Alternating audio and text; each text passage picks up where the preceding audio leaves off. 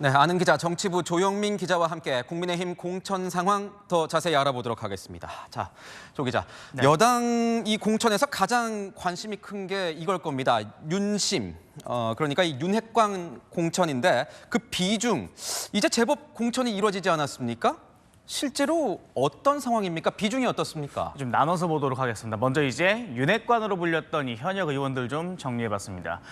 불출마한 장제원 의원 제외하면 상대 후보 경선 포기로 단수가 될 이철규 의원과 또 윤한홍 의원만 공천이 확정적인 상황입니다. 선거구 문제로 권성동, 이용 의원 아직 정리가 안 됐고요. 앞서 보도해드린 대로 박성민 의원도 경선을 치를 것으로 보입니다. 대통령실이나 혹은 내각 출신들도 상황이 크게 다르지 않습니다. 강승규 전 시민사회 수석이나 주진우 전 법률비서관을 제외하면 대표적인 인물들 대체로 경선을 치러야 하거나 아니면 지역구조차 정리가 안 된 상황입니다. 여당 공천을 놓고 이른바 윤심 공천이 될 거다 뭐 이런 얘기들이 많지 않았습니까? 현재까지 성적으로만 보면 친윤은 공천이다 이런 공식 무조건 적용되진 않고 있습니다. 그렇군요. 그럼 반대로 말이죠. 한동훈 위원장이 이 영입한 인물들 포함해서 한동훈의 사람들 현재 스코어는 어떻습니까?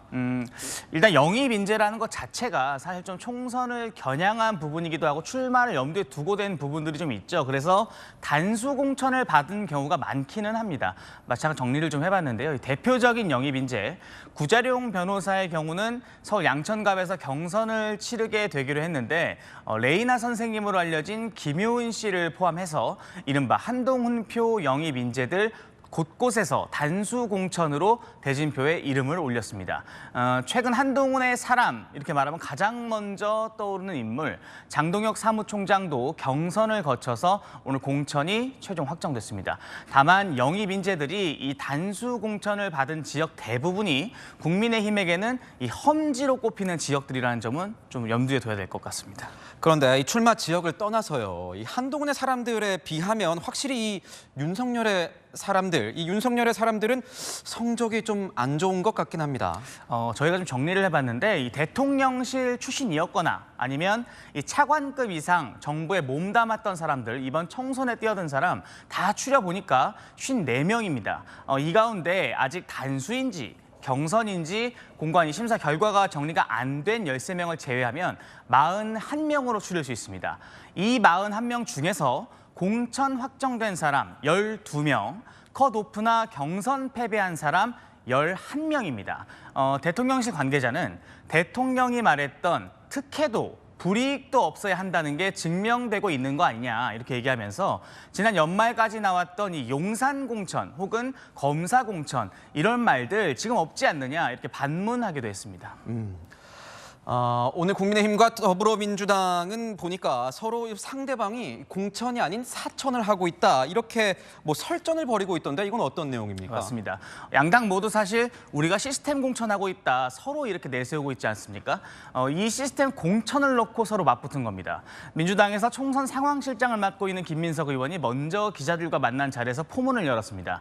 민주당은 8년 전 정해진 틀을 유지하면서 시스템 공천을 하고 있고 국민의힘은 한동훈 위원장 등 지도부에 의한 채점으로 시스템 사천을 하고 있다 이렇게 비판한 겁니다. 뭐 한동훈 위원장 여기에 가만히 있지 않았겠죠, 당연히. 당에서 단수 공천을 받은 이 김민석 의원 개인의 양력을 꺼내서 응수했습니다.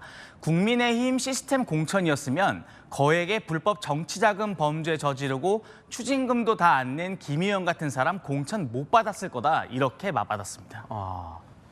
이게 지금 국민의힘은 뭐 민주당에 비해서는 좀 잡음이 덜하다 이런 평가를 받고 있긴 합니다. 네. 일각에선 그런데 이게 너무 조용하다 뭐 이런 평가도 나오긴 하는데 앞으로 어떻게 뭐 이런 분위기 계속 이어질 것 같습니까?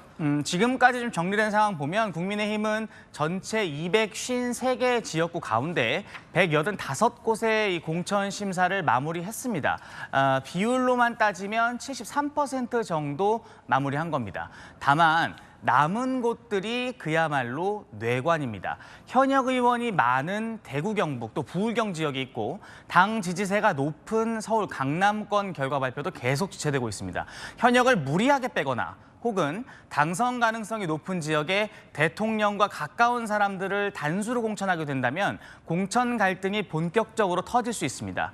지도부는 이르면 이번 주에 이 작업을 마무리하고 본격적인 총선 모드로 전환한다는 분위기입니다. 네, 지금까지 아는 기자였습니다.